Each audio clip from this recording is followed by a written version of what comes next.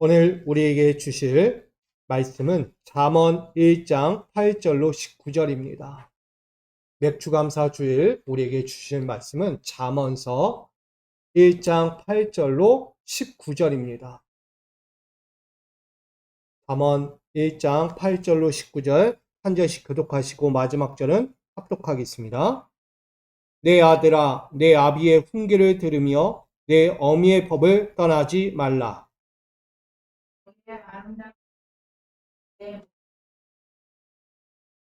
내 아들아, 악한 자가 너를 꾀일지라도 따르지 말라.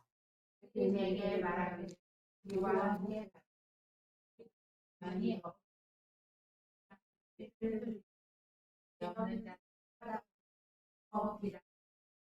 소울같이 그들을 산채로 삼키며 무덤에 내려가는 자들같이 통으로 삼키자. 우리가 보아를 하며 너는 우리와 함께 제비를 뽑고 우리가 함께 전대 하나만 두자 할지라도 그들과 함께 내 발을 금하여 대저 그 발은 악으로 달려가며 피를 흘리는데 빠름이 있니라. 그들에서 불을 그들이 가만히 엎드림은 자기의 피를 흘릴 뿐이요 숨어 기다림은 자기의 생명을 해할 뿐이니 이익을 탐하는 모든 자의 길은 다 이러하여 자기의 생명을 잃게 하느니라. 아멘. 할렐루야. 우리 매일의 삶에서 은혜와 유익의 열매를 마음껏 맺어가는 감사의 삶이 되기를 축복합니다. 오늘 잠언 1장 8절로 19절까지 말씀 가지고 훈계와 법을 떠나지 않는 자의 유익이라는 제목으로 함께 은혜를 나누고자 합니다. 특별히 오늘 맥주감사 주일을 맞이하면서 오늘 우리에게 감사가 어찌하면 찾아오는가? 어떻게 하면 감사가 더욱더 나에게 임하는가? 바로 이 말씀 안에 있다는 것을 꼭 기억하시면서 오늘도 그 주시는 훈계와 법을 떠나지 않는 우리 모두가 되기를 축복합니다. 먼저는 신명기 16장 10절에 이렇게 증가합니다. 내 하나님 여호와 앞에 7절을 지키되 내 하나님 여호와께서 내게 복을 주신 대로 내 힘을 헤아려 자원하는 예물을 드리고 라는 말씀이 나옵니다. 여기 나오는 7절이 있죠. 신앙의 여정에서 여호와께 그 중심을 두고 떠나지 않으면서 구원과 은혜를 기뻐하는 행위, 이것이 바로 7절 샤부아라는 말씀입니다. 샤부아의 원뜻은 순례길을 떠나다 춤을 추다 라고 사용됩니다. 즉 이는 구원의 순례길을 향하는 이스라엘 백성들이 구원과 은혜를 베푸신 하나님에 관해서 늘 감사한다는 거예요. 그들은 여호와의 택하신 중앙의 성소에서 방향과 축제가 이루어지도록 하는 것이 이 7절이라는 거예요. 우리가 앞전에도 봤듯이 이스라엘 백성들은 광야의 여정을 걷고 있습니다. 그리고 시내산에 올라가 여호와의 법과 규례를 들었습니다. 그리고 다시 한번 남겨진 신앙의 여정, 구원의 여정을 떠날 때 하나님은 그들에게 성막을 짓게 했죠. 그리고 그곳에서 여호와를 섬기도록 했습니다. 그 가운데 중심이 바로 7절이에요. 중앙의 성소에서 여호와를 바라보라는 거예요. 이 7절, 이 샤워를 지킨다는 것은요, 여호와를 향하여 순례를 시작하고 여호와께 행하는 축제예요. 여러분, 우리로 이야기하면 이 예배의 장소가 축제의 현장이라는 거예요. 단순한 자리가 아니라 하나님을 예배하고 하나님이 나와 함께하고 하나님이 우리를 인도하시는 것에 대해서 축제를 여는 시간이에요. 상반기에도 우리에게 축제를 주셨듯이 이제 7월부터 다시 한번 우리에게 여정을 시작하실 하반기에도 하나님의 그 놀라운 은혜를 감사하며 축제를 여는 이 시간입니다. 여러분, 축제 시간을 마음껏 즐기기를 부탁드립니다. 이곳에서만이 아니고 여러분 가정에서도 기업에서도 일터의 자리에서도 그렇게 되기를 축복합니다. 오늘 이 77절은 구약의 제3대 절기가 있어요. 아시죠? 맥추절, 유월절, 초막절이라고 해요. 순서대는 유월절, 맥추절, 초막절이에요. 그래서 우리 이 맥추절 안에는 또 세 가지의 동일한 절기가 있습니다. 그것이 초실절, 칠칠절, 오순절이라고 이야기합니다.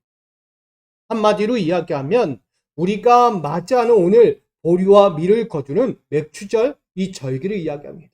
농부들이 열심히 일을 하여 결실을 맺는 시기, 그걸 말하는 것이죠. 오늘 이 이스라엘의 농사 기간의 절기를 잠깐 살펴본다면 맥추절은 보리와 밀을 거두는 절기입니다. 그래서 보릿고개 여러분 다 기억나시죠?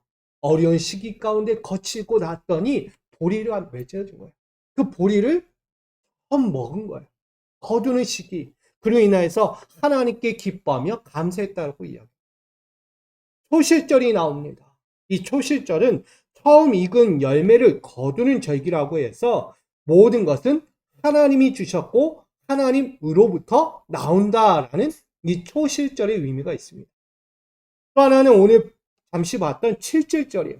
숫자의 의미로 보면 6월절 이후에 49일째가 되는 절기입니다. 49일. 우리는 이야기하면 오순절 맞이하기 전 이 첫 49일입니다. 이것은 모세가 십계명을 받은 날을 기념하는 날입니다. 그래서 하나님으로부터 말씀을 받고 그 말씀을 따라서 이제 새롭게 살아가라는 의미에서 이 초실절, 이 칠칠절을 이야기하는 거예요. 나아가 오순절은 숫자에 관한 절기 6월절 이후에 마지막 50일이 되는 날. 저는 지금 이야기하는 이 77절 다음 날이 바로 오순절이에요. 이해되시죠? 그래서 성령께서 강림하신 절기다. 기념하는 날이다. 그리고 우리와 함께 계시며 앞으로도 영원히 우리 가운데 거하시며 위로하시고 지키시고 교제하실 것을 약속하는 날. 이것이 오순절입니다. 한마디로 이야기하면 이 태양력으로 보면 11월부터 1월은 보리를 심는 절기입니다. 그리고 3월부터 4월 초까지는 이삭이 처음 열매를 맺는, 처음 새싹이 돋는 시작이라고 보면 됩니다. 그리고 나서 5월부터 6월 초에 이르기에 결국 열매를 거두는 시기, 그렇게 말합니다. 나아가서 수학의 마무리 9월에서 10월이라고 말합니다. 근데 우리 밑에 보면 파란색 달력이 있죠? 위에 노란색 달력은 태양력이에요. 그리고 마지막 아래 파란색 달력은 이스라엘의 종교력이라고 이야기합니다. 그래서 우리가 오늘 맞이하는 7월 맥추절 첫날을 이렇게 드리고 있는 거예요. 수학의 첫 감사. 이것을 예배하는 것입니다. 제가 잠깐 이렇게 오늘 맥추절이니까 한번 읊고 나가는 거예요. 모든 것에는 뭐다? 하나님이 함께 하시고 지키시고 인도하시고 열매를 맺게 하신다. 그러면 우리 할 일은 뭐다? 감사하라는 거예요. 그래서 앞전에 이야기했던 말씀처럼 우리는 여호와 앞에서 77절을 지키고 그 하나님께 대하여 복을 주신 대로 우리 온 힘을 다하여 감사하는 거예요. 잊지 마시기 바랍니다. 그러니 오늘 더욱 중요한 것은 오늘 77절이자 오순절은 같은 시기라고 이야기하면서 밀을 거두어 하나님께 드리는 감사의 제사로서 오늘 출애굽기 34장 22절에 증거되고 있는 말씀이기도 합니다. 같이 읽어볼까요? 시작. 77절 곧 맥추절에 초실절을 지키고 새말에는 수장절을 지키라. 아멘. 이야기하듯 우리에게 첫 열매를 주신 하나님께 감사하면서 마지막 새말 한 해의 끝에도 감사하라는 거예요. 그러니까 처음과 끝의 모든 것은 하나님께 감사하다. 아멘. 그러면 인생의 모든 과정에서요 감사하지 않을 것이 없는 거예요. 처음과 끝은 다 주님의 은혜로다. 그러니 오늘 이 맥추절을 지키라는 말을 우리는 다시 한번 봐야 합니다. 여호와께서 상반기 동안 베푸신 구원과 은혜의 삶을 잊지 말고 끊임없이 하나님께 중심을 두면서 말씀과 순종과 감사의 순례를 이루라는 말씀이에요. 맥주절을 단순히 우리가 한 해에 첫 열매를 주신 거 하나님께 감사합니다 라고 지내가는 것이 아니라 내 모든 여정은 순례의 길이다. 순례가 뭐예요? 내 마음을 다하고 뜻을 다하고 내 삶을 온전히 들여서 하나님이 원하시는 길을 가는 거예요. 그게 순례예요. 이스라엘은 애굽에서 탈출하여 광야의 여정을 걷지만 이게 무엇을 위해 가는 길이에요? 순례의 여정이었다. 그들에게는 인간적으로 보면 고통이고 절망이고 이게 뭐니? 라고 이야기할 수 있지만 하나님으로 볼 때는 달라요. 구원을 향하여 가는 순례다. 이보다 좋은 길은 없는 거예요. 때로는 어렵고 힘들 수도 있고 메마름과 목마름과 굶주림에 놓일 수도 있지만 그것조차도 순례다라고 이야기해요.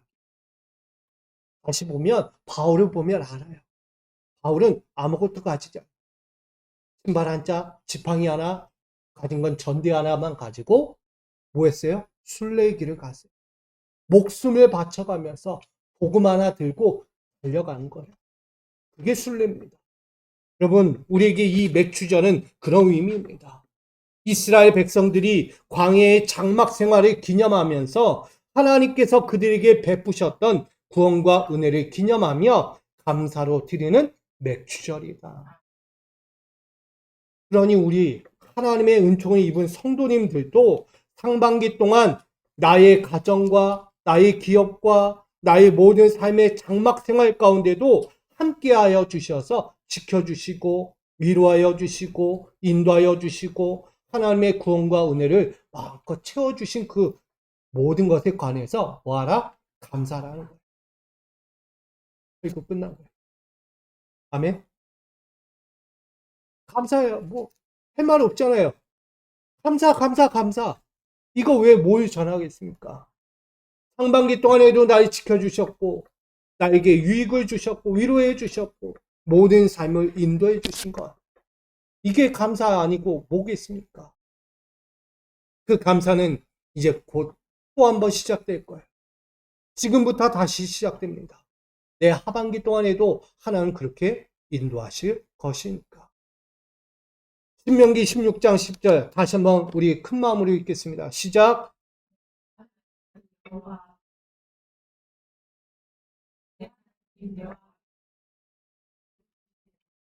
내 힘을 헤아려 자원하는 예물을 드리고 아멘. 우리는 그 하나님의 구원과 은혜에 감사하면서 지켰던 나를 지키시고 위로하시고 인도하신 그 하나님에 대해서 우리는 내 힘이 닿는 대로 자원하는 마음으로 자원하는 마음 억지로가 아니고 누군가 이끌려서가 아니라 자원하는 마음으로 풍성하게 하나님께 감사로 드리라는 거예요. 그로 뭐한다? 그보다 더한 축복을 받기 원한다는 거예요. 지금 내가 하나님으로부터 받았던 그 축복보다 내가 자원하는 마음을 들여서 이보다 더한 축복을 앞으로도 하반기에 누리기를 원하는 하나님의 마음이 있다는 거예요. 이게 뭘까요? 이스라엘에겐 예배예요. 예배. 우리로 얘기하면 뭐 오늘 헌금 드리고 내 가진 것 자원하는 예물 얘기하겠지만 이스라엘에게 이야기하는 건 하나님께 대한 예배예요. 하나님 떠나지 않는 것, 하나님께 배교하지 않는 인생, 하나님의 말씀 앞에 뭐하는 인생? 순종하는 인생. 그게 예배예요. 그게 맥주절의 감사이자 축복의 시작입니다. 그래서 오늘 맥주절은 하나님께 대한 감격이자 행복함의 고백으로서 드리는 감사절 예배입니다. 제가 우리 아이들한테 예배를 드리면서 어저께 그제인가요? 가정 예배를 드리면서 이런 얘기를 했어요. 행복하니? 라고 물었어요. 행복하니? 왜 행복하냐고 물었더니 뭐 먹고 놀고 내가 하고 싶은 거 하고 싶은 거 내가 누리고 싶은 거 다 누려서 행복하다고 이야기해요. 네, 그것도 맞죠. 근데 진짜 행복은 뭘까요? 내가 행복하다는 것 자체는 결국 하나님이 행복하다는 뜻입니다. 이해되십니까? 내가 괴롭고 슬프고 눈물 나는 인생은 하나님도 괴롭고 눈물 나는 인생이라. 하나님이 기쁘지 않으면 나도 기쁠 수 없는 거예요. 내 안에 누가 계시죠? 성령이 계세요. 성령은 성부 하나님의 본체세요. 그 본체가 내 안에 함께 하시면서 내가 슬퍼할 때 같이 슬퍼하시고 내가 행복할 때 같이 행복해 하시는 분이에요. 근데 우리 아이들이요, 매사에 행복하다고 이야기해요. 먹어서 행복하고, 뭐, 누려서 행복하고, 네, 그것도 좋지만, 우리 아이들이 기뻐 행복할 수 있는 것은 성령의 마음, 하나님이 기뻐하시니까 나도 기뻐해요. 만사가 어려워도 행복할 수 있는 것, 어렵고 힘든 일이 찾아도 행복한 것, 주님이 함께 계시니까 행복한 거예요. 여러분, 그만큼 우리 안에는 이 감격이 있는 거예요. 행복이 있는 거예요. 이스라엘 백성들, 그 광야의 여정을 가는 그들에게 왜 행복하겠습니까? 하나님이 함께 하시니까 행복한 거예요. 하나님이 없다라고 생각해 보세요. 광야의 여정에서. 절망이죠, 그건. 오늘 우리에게도 동일해요.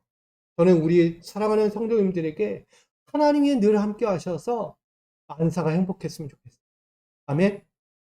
이래나 저래나 눕나 일어서나 만사가 행복.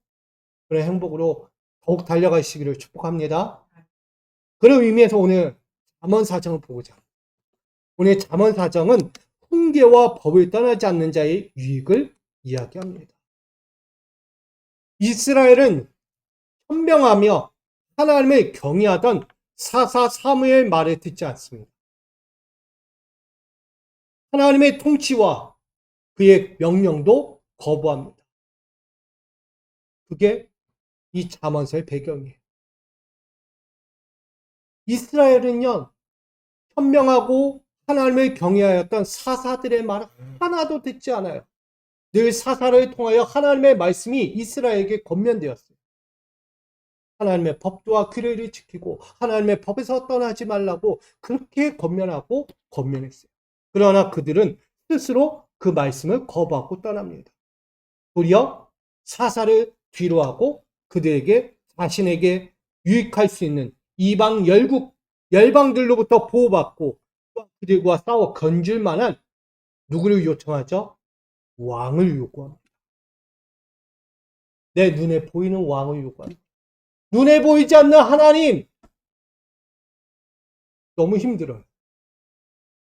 사사를 통해 한번 걸러듣는 내가 하나님 말씀 따르는 게 너무 힘들다는 거예요. 이스라엘. 직접 보고 싶고 직접 듣고 싶다는 거예요. 그래서 왕을 요구합니다. 그렇게 세워진 자가 첫 초대 이스라엘 왕이 사울이었죠. 사울은 아주 현명한 왕이었어요. 하나님께 기름 부음 받은 자로서 세워졌어요. 초대왕 사울은 성공의 시작을 달려갑니다. 하나님께 인정받고. 그러나 얼마 가지 않아 그는 타락의 왕으로 끝맺음을 맺습니다. 그의 시작은 뭐였죠? 신정 통치였어요. 하나님의 말씀을 듣고 그대로 순종하여 살아가는 거였어요. 왕권에 치리하는 거였어요. 근데 그가요, 바뀌었어요. 왕의 자리에 앉고 나니까 사람은 자리가 바꾼다고. 그는 신정 통치가 아니고 자기 통치가 된 거예요. 하나님의 말씀을 듣지 않고요, 백성을 다스리고 전쟁도 일으키는 거예요. 그렇게 타락한 신정 통치가 이루어지니 하나님은 결국 뭐라고 해요? 촛대를 옮기겠다라고 말씀하세요. 그것이 바로 제2대 왕 다윗에게 갑니다. 이 다윗은 믿음의 신뢰를 이루며 하나님의 성공 앞에 섭니다.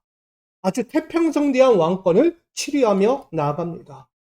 그런데 그도 얼마 가지 않습니다. 다윗도 타락의 길에 들어서요. 그 죄로 말미암아 왕권이 위태로워지기 시작합니다.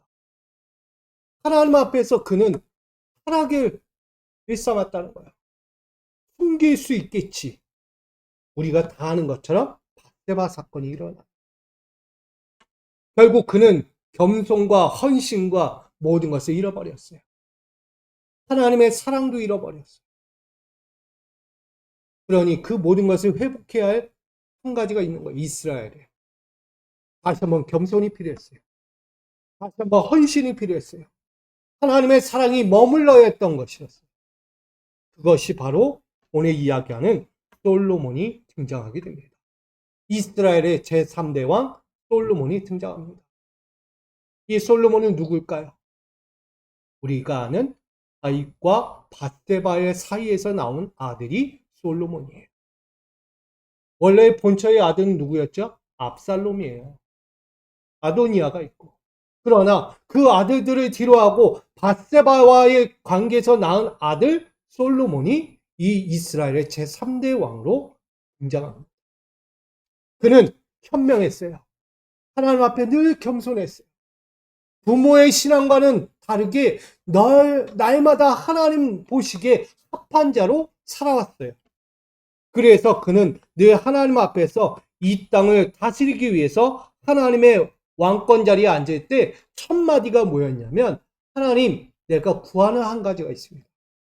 구하는 한 가지가 있습니다. 뭘 달라고요? 지혜를 달라고. 그것이 열왕기상 3장 6절로 15절에 등장합니다. 근데 그 말씀을 보면 이것이 나와요. 9절을 먼저 볼까요? 함께 있습니다. 시작. 선과 악을 분별할 수 있는 지혜로운 마음, 총명한 마음을 먼저 달라고 합니다. 이건 지혜와 달라요. 총명이란 마음을 달라고 했어요. 앞전에 조상들 사울과 다윗을 보면 어땠을까요? 마음이 변했어요. 아무리 힘이 있고 권력이 있고 지혜가 있다 한들 마음이 바뀌면 끝나는 거예요. 근데 솔로몬은요, 그걸 바뀌지 않기 위해서 지혜로운 마음을 달래요. 총명한 마음, 하나님을 떠나지 않는 마음을 주십시오라고 먼저 그는 구했습니다. 그 다음이 10절의 말씀에 여호와께서 기뻐하실 지혜를 구했습니다. 솔로몬이요, 하나님께 지혜를 구했더니 하나님이 기뻐하시며 그 지혜를 줬다고 합니다. 결국은 뭐냐면 솔로몬은 그냥 지혜가 아니라 하나님이 기뻐하실 지혜를 구했다는 것입니다. 여러분, 우리의 신앙의 자리에도 마찬가지예요. 내가 하나님의 마음에서 떠나지 않는 신앙이 되어야 하고, 내 모든 신앙의 모든 자리가 하나님이 기뻐하실 삶의 자리가 되어야 합니다. 이게 솔로몬의 자리였어요. 그렇게 구했더니 13절이 뭐라고 말씀하세요? 솔로몬의 평생의 부와 명예를 약속하시고. 자, 우리는 솔로몬보다 더한 지혜를 구하셔야 돼요. 아멘. 먼저는 총명한 마음, 하나님을 떠나지 않는 마음을 내게 주시옵소서.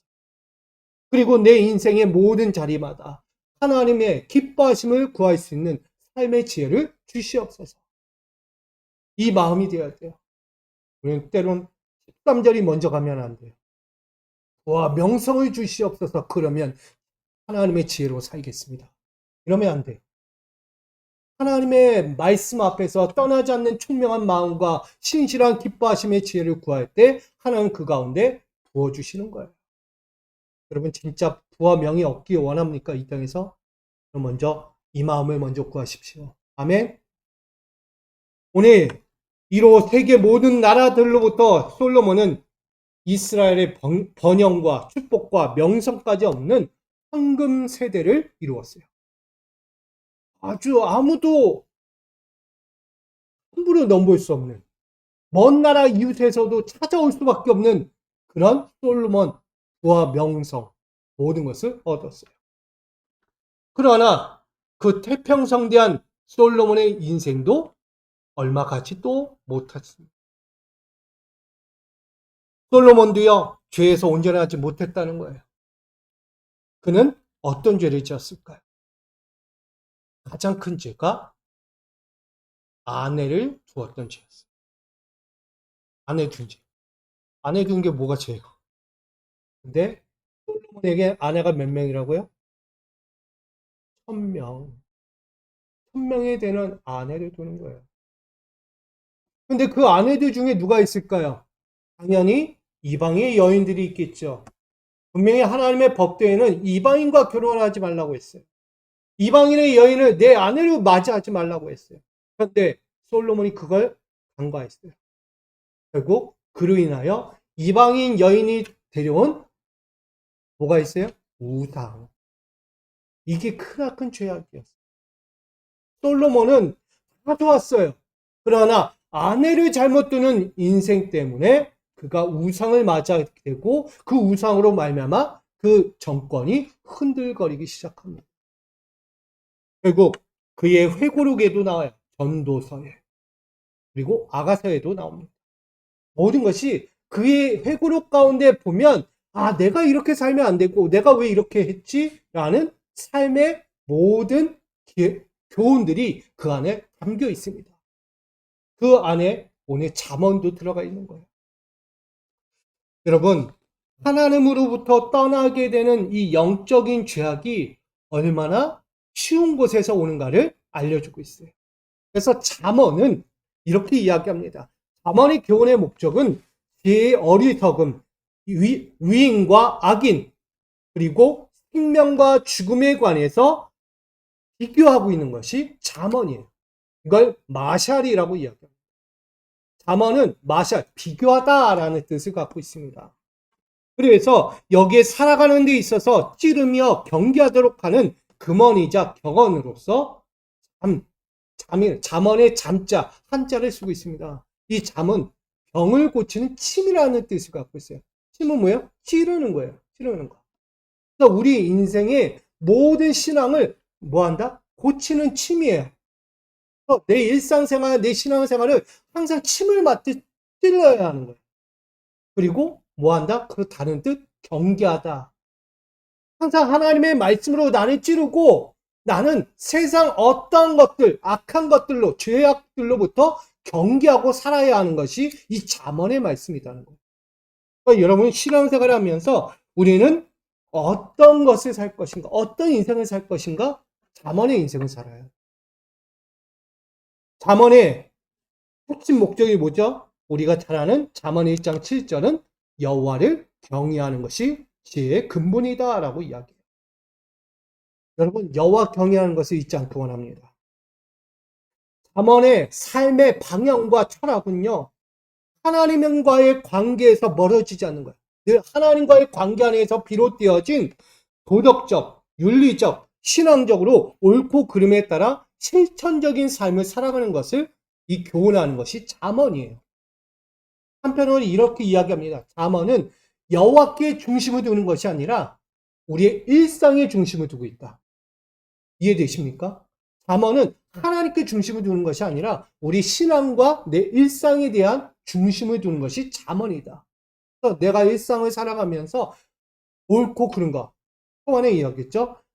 내가 지혜와 어리석음, 그 다음 의인과 악인에 대해서 생명과 죽음에 관해서 비교하며 살아가는 것. 이것이 내 일상의 삶이라는 거예요. 그러니 이 잠언을 통해서 우리에게 교훈하고자 하는 것이 얼마나 중요한 의미인지를 아셔야 합니다. 그것을 우리 성도들의 영과 육의 건강한 신앙생활의 유익을 위해서 오늘 전하고 있는 것입니다. 저는 잠언 4장의 훈계와 법을 떠나지 않는 자의 유익에 대해서 오늘 그래서 이야기하는 거예요. 여러분 신앙생활이든 일상생활이든 유익한 삶이 되기를 부탁드립니다. 그러려면 중요한 것이 있어요. 첫 번째, 순종의 신앙으로 악인의 유혹을 반드시 물리쳐야 합니다. 오늘 10절의 말씀에 내 아들아 악한 자가 너를 꾀일지라도 따르지 말라라고 분명히 권면하고 있습니다. 신앙의 현장에서의 최후 승리는 어떤 자가 최후 승리할까요? 신앙생활 가운데서 저는 선한 판단력을 가진 자가 승리할 수 있다고 생각합니다. 버려야 할 것과 삼가야 할 것과 떠나야 할 것을 분명히 아는 선한 진리가 있는 사람, 선한 진리가 내 안에 있는 사람, 그런 사람이 악인에서 떠나 승리할 수 있는 거예요. 이 선한 진리는 요한복음 8장 32절에 이렇게 이야기합니다. 진리를 알지니 진리가 너희를 자유케 하리라. 누구의 말씀이에요? 예수님의 말씀이에요. 우리 율법의 행위로 말미암아서 이상적인 자유를 꿈꿔요. 율법을 행하면 자유할 수 있다. 구원받을 수 있다라는 헛된, 허망한, 공허한 진리를 꿈꾸고 있다는 거예요. 이상적이죠. 율법 행하면 구원받아요, 못 받아요? 여러분 얘기해 보세요. 율법 행위로 구원받을 수 있어요, 없어요? 행위로는 절대 구원을 못 받습니다. 아멘? 뭘로 간다고요? 믿음으로 가는 게 구원이에요. 죄의 속박과 영적인 멸망으로부터 자유하도록 우리에게 율법의 행위로는 안 된다. 믿음으로 구원받을 수 있는 진리, 그것을 예수 그리스도를 통해서 우리에게 증거하셨어요. 그래서 데살로니가 전서 바울은 그렇게 전하죠. 5장 22절. 악은 어떤 모양이라도 뭐 해야 된다? 버려야 한다라고 말한 거예요. 선한 판단력을 가진 사람은요, 어떤 악이 온다면 뭐 한다? 과감히 버리는 거예요. 이게 좋을 것 같잖아요. 내가 조금만 마음 바꾸면 딸기 이득이 되고 정말 영광스러운 명예와 부를 얻을 수 있어요. 근데 그조차가 악이라면 과감히 버리는 거예요. 내가 지금 당장 부와 권세를 못 누려도 괜찮아. 이거 하나님이 원하지 않는 거야. 내 심적인 영적인 선한 가운데서 거부하는 거야. 난 버릴 거야. 버릴 거야. 이게 뭐 하는 마음이야? 예수의 마음이야. 이게 우리가 해야 할 신앙이라는 거예요. 우리가 하나님 앞에서 순종하지 못하는 것은 결국 내가 내 마음에 품고 있는 죄악이 얼마나 간사한지를 보여주고 있는 거예요. 이거 잡으면 될 것 같잖아요. 솔로몬은 왜 이 이야기를 할까요? 솔로몬은 그 아버지 다윗을 알았어요. 그 어머니 밧세바를 알았어요. 왜일까요? 다윗은 밧세바를 얻기 위해 원래의 본 남편 밧세바의 남편 우리아를 전쟁터에 내보내 강제로 죽게 만들었어요. 이보다 큰 죄악이 어디 있습니까? 한마디로 이야기하면 우리아가 죽을 때까지 내보낸 거예요. 전쟁터에. 언제 죽나 보자. 죽어라. 죽어라. 죽어라. 계속 전쟁터에 내보내. 틈만 나면 전쟁터 내보내가지고 죽이게 한 거예요.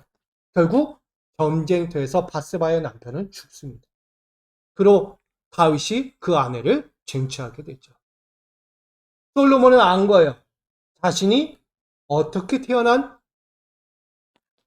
인생인지를 아니까. 하나님 앞에서 볼 때 그것은 도저히 있을 수 없는 죄악이거든요. 선한 자리가 없는 거예요. 선한 모습.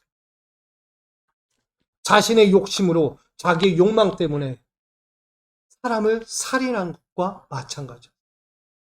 솔로몬은 그걸 보고 배운 거예요. 그러니 그는 그 아버지와 그 어머니로부터 보고 배웠던 모든 것들로부터 벗어나야 했어요. 그러니 그는 좋은 면만 보는 거예요. 아버지 다윗, 어머니 밧세바에서 배운 법을 보고 배우는 것입니다. 그것이 오늘 이야기하는 훈계와 법에 대한 이야기예요. 아버지로서 어머니로서 자식에게 이야기하고자 하는 메시지입니다. 그래서 첫 마디가 뭐라고요? 내 아들아. 솔로몬은요, 자녀가 부모 앞에서 순종해야 할 것을 하나님 마음으로 권면하고 있는 거예요. 이스라엘 백성들 보세요. 하나님 마음 알아요? 순종할 줄을 몰라요. 하나님 마음을 모르니 순종할 줄을 모르죠. 자녀가 부모 마음을 모르면 순종을 못합니다. 자기 고집대로 하는 거예요. 자기 생각대로.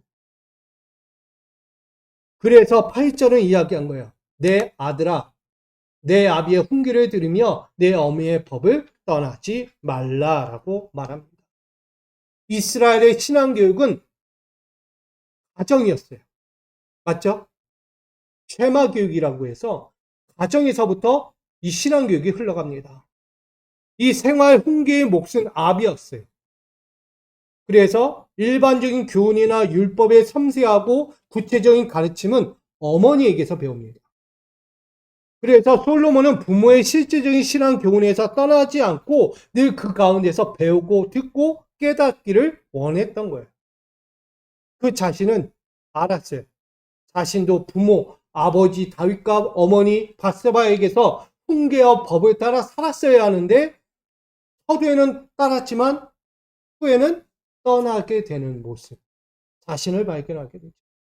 그러니 그는 아비로서 정말 그가 깨달은 아비로서 내 자식들에게 다시 전하는 거예요. 그게 누구예요? 내 친자식이기도 하지만 내 백성들에게 이야기하는 거예요. 나의 백성들아, 내가 아비로서 너에게 전한다. 아버지의 마음, 어머니의 마음으로 내 백성들 아비의 훈계와 어미의 법에서 떠나지 말라. 즉, 이 부모의 아비의 훈계와 어머니의 법은 누구의 것일까요? 하나님의 것이잖아요. 하나님이 이미 그들의 마음에 주신 거예요. 가정에.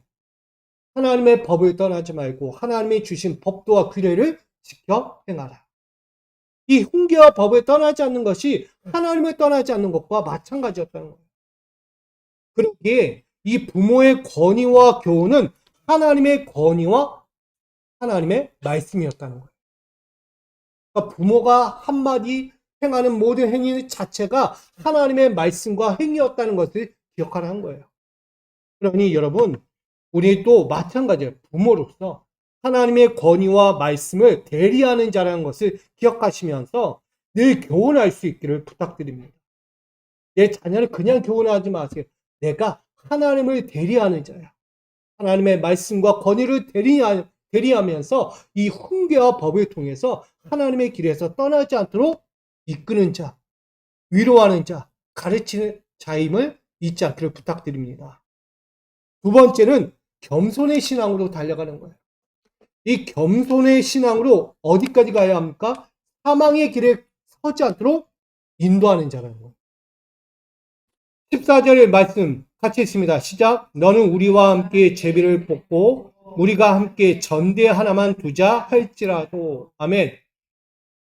신앙의 현장에서 최종 열매가 있어요. 신앙의 길을 걷다 보면 우리에게도 최종 열매가 있어요. 그게 뭘까요? 이 최종의 열매를 얻기까지는 우리는 완전한 비움에서 시작된다라고 말합니다. 여러분, 위의 열매, 거룩한 열매를 맺으려면 비워야 합니다. 내 것을 비워야 합니다. 허영심과 불의함과 부당한 이익들, 탐하는 욕심과 이기심들을 완전히 던져버리고 오직 정당한 수고, 정직함과 겸손함으로 나아갈 때 가능해진다. 위의 열매, 승리의 열매는 어떻게 이루어진다고요? 정직할 때, 겸손할 때 얻어지는 거예요. 헛된 허영심과 자기 부와 명성을 얻기 위해서 불의하고 부당한 것을 얻으려고 하는 이들이 있다면 절대 얻을 수 없다는 것을 말해요. 그게 누구예요? 솔로몬이었어요. 솔로몬은 다 경험했어요. 자기 아내도 뒀고 우상도 더 받고 자기 일생의 모든 인생을 한번 시험 삼아서 이것저것 다 해봤던 인물이에요. 다 경험해 보고 났더니 역시 이거구나. 이거구나. 뭐라고요? 정직함이었다. 정직. 하나님 앞에서 정직하고 겸손해졌더니 하나님이 주시더라. 그래서 이야기하는 게 뭐예요? 전도서의 마지막 헛되고 헛되니 헛되고 헛되며 모든 것이 헛되도다. 그는 철저한 신앙 교훈에서 이야기하는 거예요. 여러분들도 나름 인생을 한 주 한 주 살아가면서 경험하실 거예요. 한번 이렇게도 살아볼까? 저렇게도 한번 경험해 볼까? 살아보니까 어때요? 좋을 때도 있고 때로는 힘들고 고된 때도 많잖아요. 생각지 않은 어려움들을 경험할 때도 많은 거고. 결국 나에게 최종 열매를 맺기 원한다면 정직하세요. 그리고 겸손하세요. 오늘 잠언서에 보면 많은 사람들이 나는 일하지 않고 누군가 얻은 열매를 거저 얻어가려고 하는 사람이 있다는 거예요. 이게 뭐예요? 일하지 않고 얻으려는 자. 누군가가 이 열매를 얻었는데 그 열매를 그냥 옆에 와가지고 먹고 싶은 거예요. 농담으로 이야기한다면 이런 거예요. 누군가가 맛있는 거 열심히 끓여가지고 먹고 있어요. 떡볶이를. 떡볶이 끓이고 있는데 옆에서 나 안 먹어 안 먹어 하다가 옆에 와가지고 맛있어 보니까 하나만 먹어보면 안 돼? 그러다가 두 개를 먹고 세 개를 먹고 다 먹어버린 거예요. 손 하나 까딱 안 하고 그냥 와서 그냥 먹어버린 것과 마찬가지예요. 안 먹는다며. 안 먹는다고 그렇게 얘기해놓고 왜 와서 먹는 거야? 약체죠, 이게. 세상이 그렇게 가고 있다는 거예요. 이스라엘 안에서도 거저 얻으려고 하는 거예요. 하나님은 일하시는데 자기는 일하지 않는 거예요. 말만 하면 되는 거예요. 하나님 뚝딱하고 주시니까.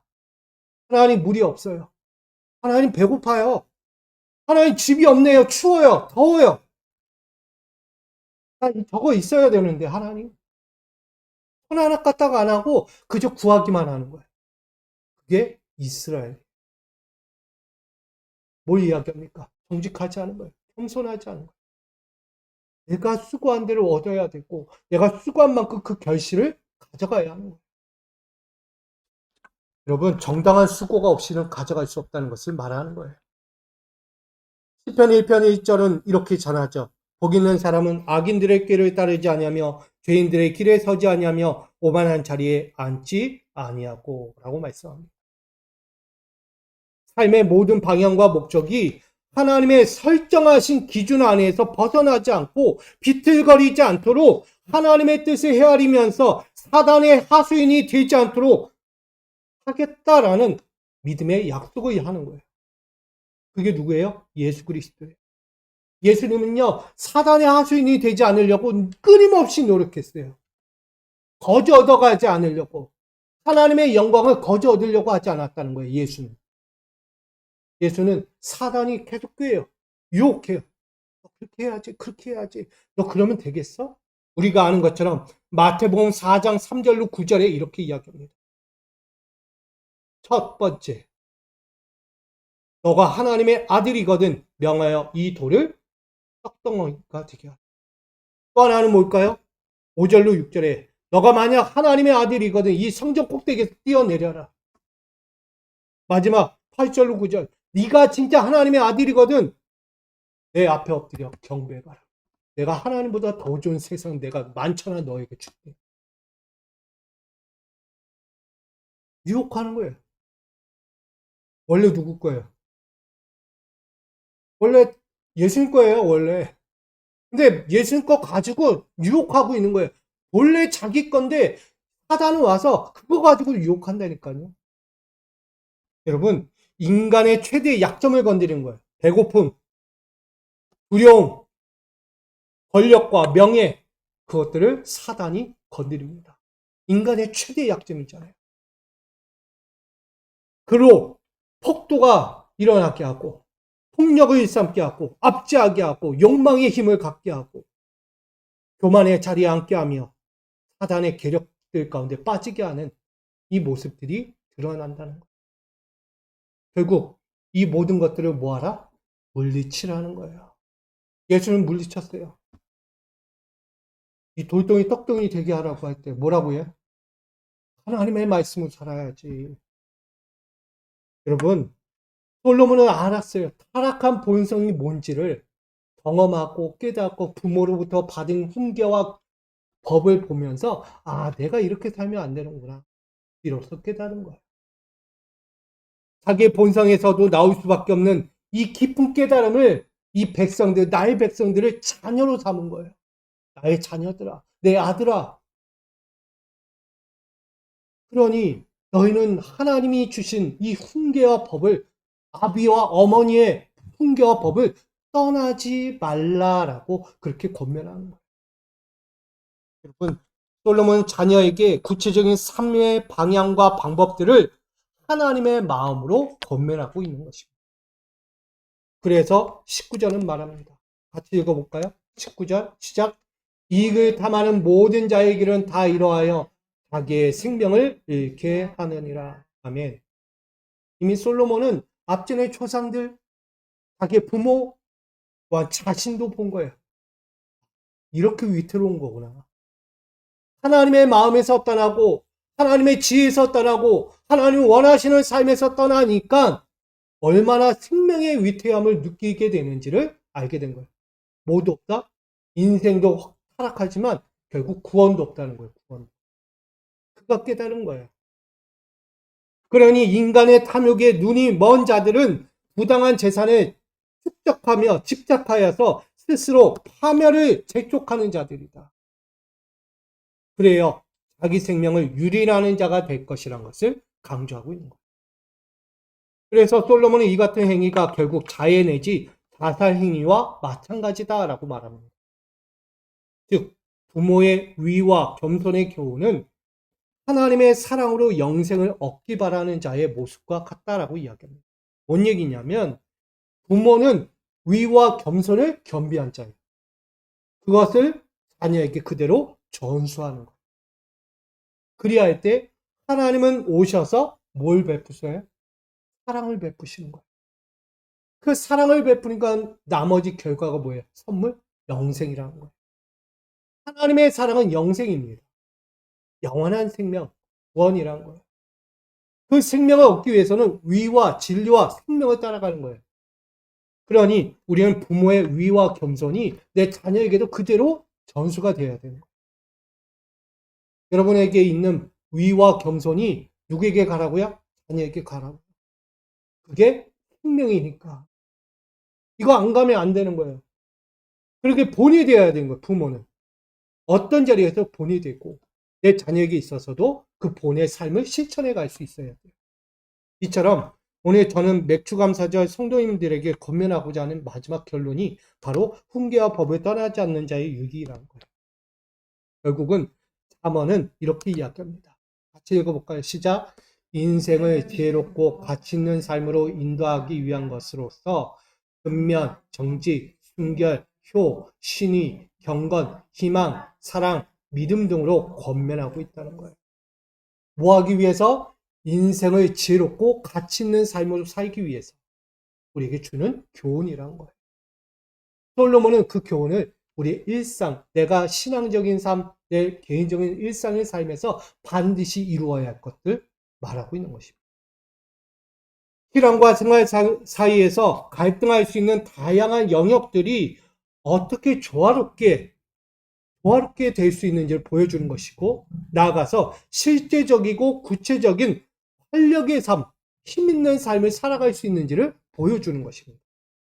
나아가서 잠언은 단순히 풍족하고 만족할 수 있는 삶을 교훈하는 것이 아니라 먼저는 하나님을 경외하는 삶이고, 다음으로 도덕적, 윤리적, 신앙적인 광범위한 삶들 안에서 실제적인 건강한 신앙, 건강한 성장, 인격체로 살아가기를 원하고 있는 책이기도 한 것이에요. 그러니 여러분, 이 잠언을 통해서 건강한 인격체로서 성장하기를 바라는 이 책을 늘 곁에 두시기를 부탁드립니다. 하루에 한 번쯤 한번 잠언서 읽어보세요. 천천히 한 장씩. 1장, 2장, 3장. 짧아요. 길지 않으니까 한 장씩 읽어보세요. 내 삶에 이렇게 교훈하는 것이구나. 이렇게 은혜되는구나. 솔로몬이 대신하여 아파보고, 대신하여 고통당해보고, 대신하여 실패도 해보고, 대신하여 성공도 해본 거예요. 그거 보고 우리도 해봐야죠. 실패는 안 하고 뭐만 하면 돼요. 우리는 솔로몬의 교훈 삼아 성공만 하시면 되잖아요. 아멘. 성공하기 쉬운 거예요. 그래서 여러분, 그래서 저는 마지막으로 여러분들에게 이렇게 전하고자 합니다. 건강한 가정의 신앙은 어부바 신앙입니다. 어부바. 부모예요. 부모는 자녀를 뭐예요? 업어요. 그리고 노년이 되면 누가 업어요? 자녀가 부모를 업습니다. 신앙은 어부바 신앙이에요. 하나님도요, 우리를 어부바 신앙하고 선한 것을 배우고 익히며 악한 것은 제하고 버리며 부인하면서 경험되었던 모든 교훈들을 전부 쏟아붓는 거예요. 누가? 부모가 처음 자녀에게 쏟아붓는 거예요. 내 자녀를 안고요, 쏟아붓는 거예요. 내 자녀야, 내가 살면서 경험했던 모든 걸 너에게 쏟아부을게. 너를 안전하게 위로하고 격려하면서 내가 갈 거야. 안아주는 거예요. 하나도 남김없이 자녀들이 그대로 쏟아붓는 이 하나님의 마음이 부모의 마음이었다. 그리고 나아가 말년에 경험하는 거예요, 부모는. 그래, 내가 이렇게 쏟아부었더니 내 자녀가 나를 안으면서 이야기해. 어머니의 교훈, 아버지의 교훈 때문에 내가 이렇게 왔어요. 너무 감사해요. 난 평생토록 부모님이 돌아가신 그날까지 내가 그 배운 대로 똑같이 살아갈게요 하면서 부모를 업는 거예요. 여러분, 그게 신앙이에요. 하나님도 우리 그렇게 안고 오신 거예요. 이젠 우리도 하나님을 다시 업어야 되지 않겠어요? 자녀가 부모를 업고 말년에 내 어머니 아버지를 업고 부모님 그렇게 내가 배운 대로 살아왔어요. 감사하면서 그렇게 같이 돌려드리는 인생이 되어야 되지 않겠습니까? 그런 의미에서 오늘 솔로몬은 자녀들이 아비의 훈계와 어미의 법 앞에서 순종할 것을 강조한 거예요. 메마른 땅에 단비가 되어주듯 부모의 교훈은 자녀들의 삶에 얼마나 촉촉한 담비와 같은지를 말하고 있는 것입니다. 자녀 신앙의 교육은 부모로부터 시작된다는 것을 꼭 기억하시 바랍니다. 나아가 자녀는 부모의 신앙 교육에 순종과 겸손으로 실제적인 삶을 살아가야 한다는 것도 기억하시 바랍니다. 그러니 오늘 두 가지, 순종의 신앙으로 악인의 유혹을 물리치고 나아가 겸손의 신앙으로 사망의 길에서 벗어날 수 있는 우리 모두가 되기를 소망합니다. 그리할 때 잠언 1장 9절 우리에게 마지막으로 전합니다. 같이 읽고 마칩니다. 이는 내 머리에 아름다운 관이요 내 목에 금의 금사슬이다. 부모 하나님의 교훈을 잘 받아들이는 자녀는 존귀하게 되고요. 아름다운 영광의 삶도 누리게 됩니다. 더불어 하나님의 은혜를 받아 영원토록 승리의 주역으로 세상 앞에 서게 될 거예요. 저는 우리 생명의 면류관과 아름다운 존귀한 금사슬의 주인공을 얻는 명예와 풍요의 삶을 얻는 우리 축복의 성도들 되기를 원합니다. 좀 길었지만 마지막 이렇게 읽고 마치겠습니다. 이사야 33장 19절 16절 시작. 몸을 깨어나다 그를 발명히 여기는 손을 드러내 그를 막아 그를 가는 그를 막아 그는 높은 곳에 거하리니 견고한 바위가 그의 요새가 되며 그의 양식은 공급되고 그의 물은 끊어지지 아니하리라. 아멘. 아비의 훈계와 어미의 법을 따라가면 이 복이 임하는 거예요.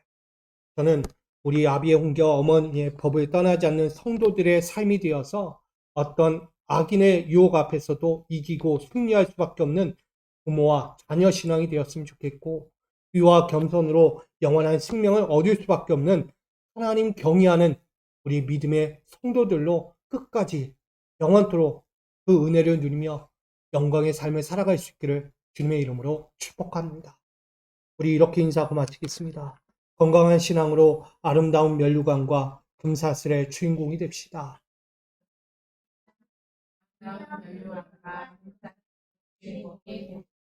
아멘. 세상엔 얻을 수 없는 거예요.